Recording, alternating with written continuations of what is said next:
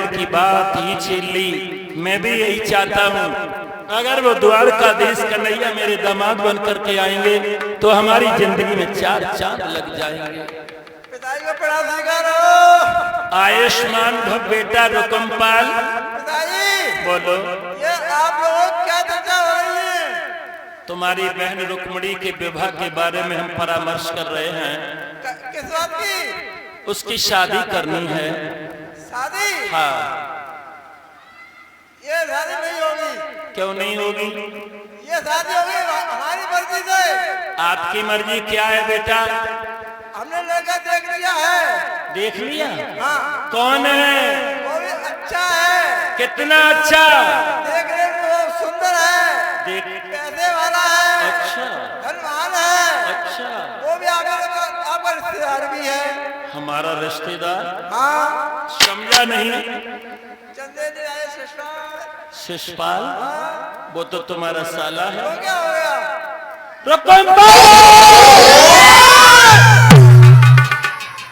तू अपने साले के लिए अपनी बहन देगा? तो कौन सा बात टूट जाएगा? मतलब? जब उसने अपनी बहन मुझे दे दी तो मुझे देने में क्या तकलीफ हो रही है? अगर मुझ पर बुढ़ापा न होता तो तेरी जवान को काट के जमीन पर फेंक देता। कमीज। पिताजी। हाँ। आप भी मेरे पिताजी होते। और जो बुढ़े बाप की ये विचार देखे, रुकमपाल चिल्ला करके कहने लगा मेरी बहन की डोली जाएगी तो मेरे साले के साथ, अन्यथा यूं ही जिंदगी कुंवारी गुजारेगी। और चुनौती देकर के ये रुकमपाल भक्तों से निकल पड़ा है। इधर रुक्मणी महलों में भैया बबला की चर्चा का समाचार प्राप्त कर चुकी है, तो याद करते हुए उस कन्हैया को रुदन कर रही है। रुकमपाल जैसे ही आए, रुक्मणी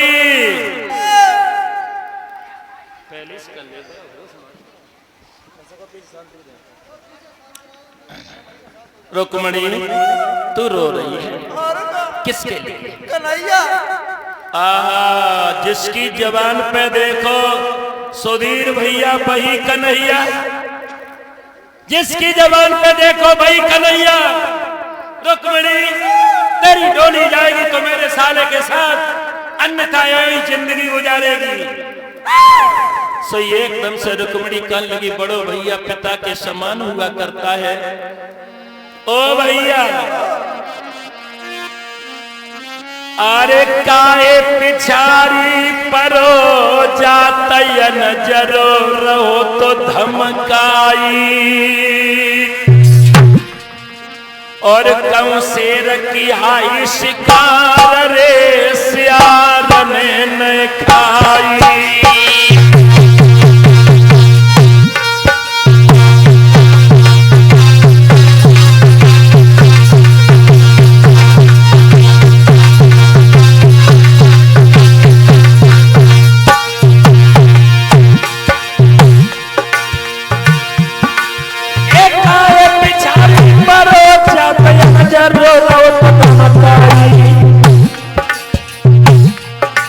कौं शेर की आई शिकार रे सियार ने खाई।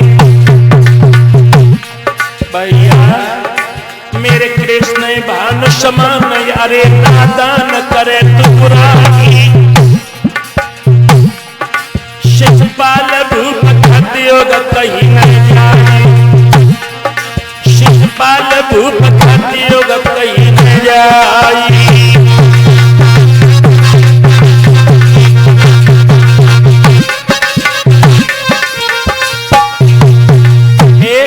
रुक्मणी हाथ जोड़ करके कहने लगी भैया अगर तेरी चलेगी तब तो, अगर मैं तो मेरा तो विचार यही है कि मैं अगर किसी की दुल्हनिया बनूंगी तो श्याम सुंदर की, नहीं तो मैं जहर खा के मर जाऊंगी, तेरे साले की दुल्हन नहीं बनूंगी। और चुनौती देकर के भक्त तो ये भी वहां से निकल आया। रुक्मणी ने सोचा मेरे बबला पे बुढ़ापा है, मेरे भैया पे जवानी है, ओ कन्हैया कहीं ये बड़ा अनर्थ हो न जाए। और श्याम सुंदर की याद करके उसी आंगन में रुक्मणी ने कि मैंने 11 वर्ष से श्याम पिया मैंने तो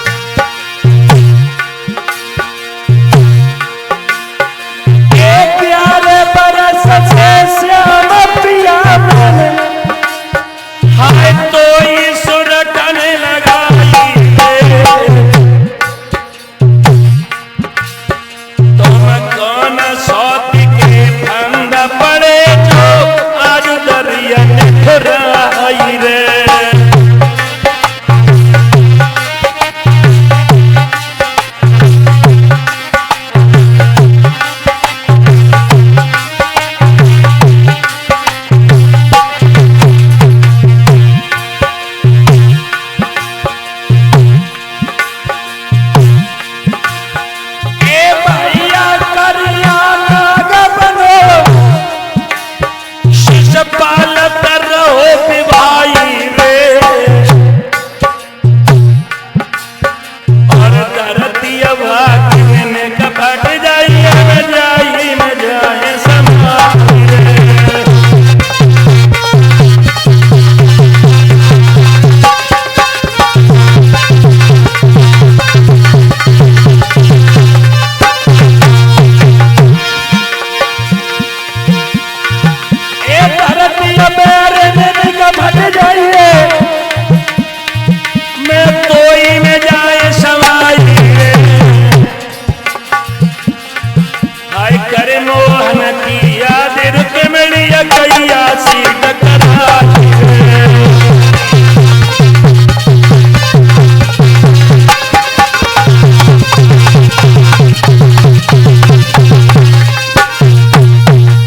माता बहनों, कन्हैया की याद में इतनी रुक्मणी रोई कि रोते रोते शोक सागर में डूब गई। नींद ले चलो रे। क्यों? मैं भैया हाँ। तो अबे सारे में करना।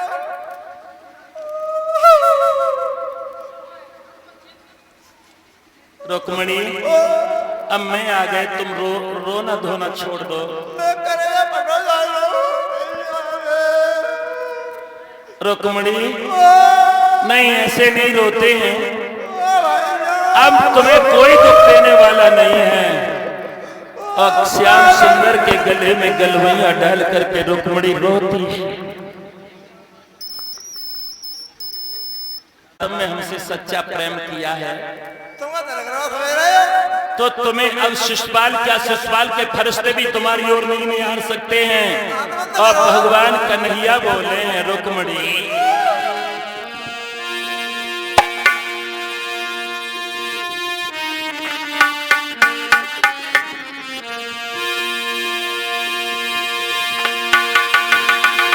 कि बाप हो जिस प्यार में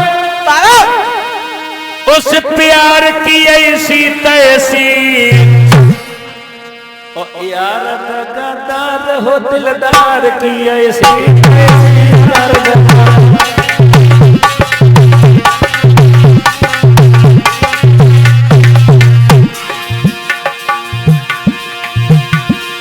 पापा जिस प्यार में उस प्यार की ऐसी तैसी,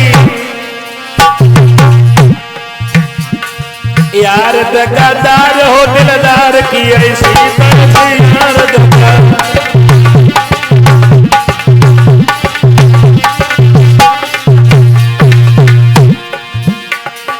गोदी में बिठा के कन्हैया यूं कहने लगे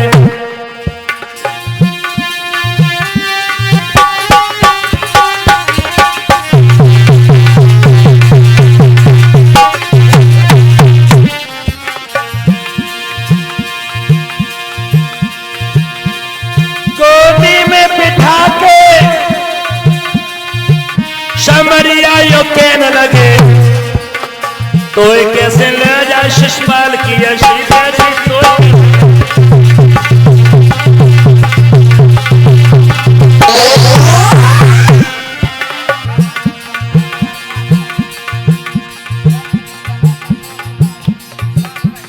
ये दक्ष कुमार सनब श्री संतोष कुमार जी पावन ग्राम कासगंज से आए हैं। ये माल्यार्पण करके हमारा सम्मान कर रहे हैं। भगवान लंबी उम्र प्रदान करें।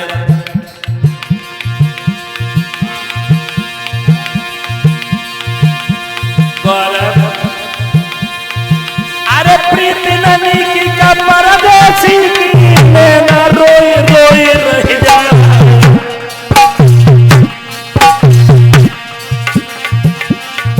और प्रीति पड़ोसी किरनी की है हो रही हो तने न भिड़ जा।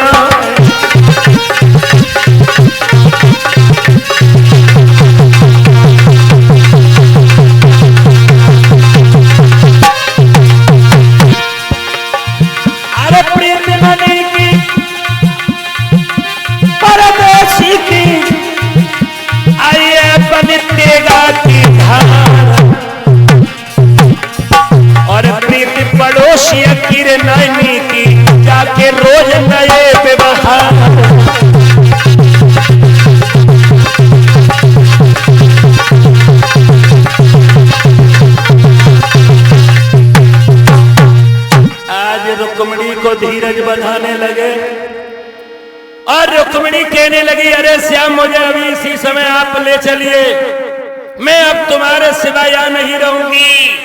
भगवान कन्हैया बोले, एक काम करो रुक्मणी, जब तुम्हारे भैया के साले की बारात इस नगर में आ जाए, मेरे लिए एक पत्र भेज देना और उस पत्र को पाकर के मैं अवश्य चला आऊंगा। रुक्मणी कहने लगी, नहीं श्याम, ये पत्र का झंझट छोड़िए, अब हमें अलविदा कहने के लिए आप मजबूर मत कीजिए, मैं तुम्हारे बिना अब एक क्षण भी नहीं रह सकती हूँ। और रुक्मणी बोली, ताली के मिले हम प्यार के राही, मिले हम प्यार के राही, भटकने ना कभी देना।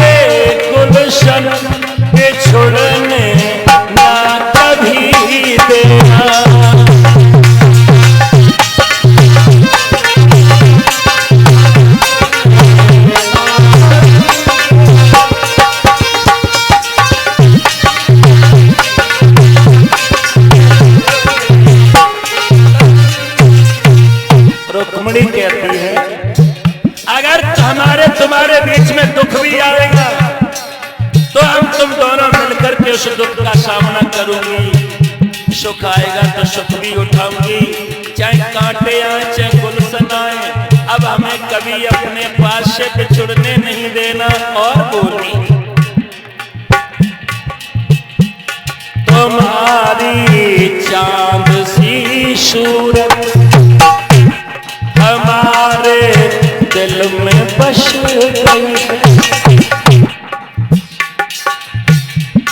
तुम्हारी चांद सी सूरत हमारे दिल में बस गई है। मेरे किश्ती को जो साहिल, उर्दू के शब्द है, किश्ती में नाव और साहिल में मल्लाह के बैठने वाला, मेरे किश्ती को जो साहिल पलटने ना कभी देना।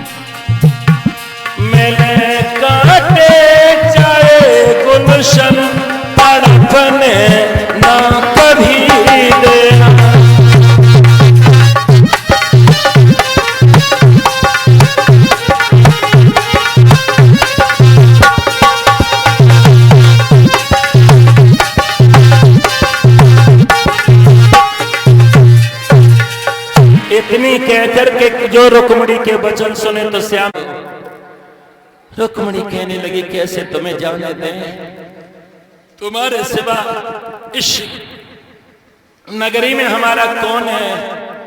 और श्याम सुंदर ने विश्वास दिला दिया। हुआ ये, भगवान श्याम सुंदर अंतर्ध्यान हो गए, यानी सपना टूट गया।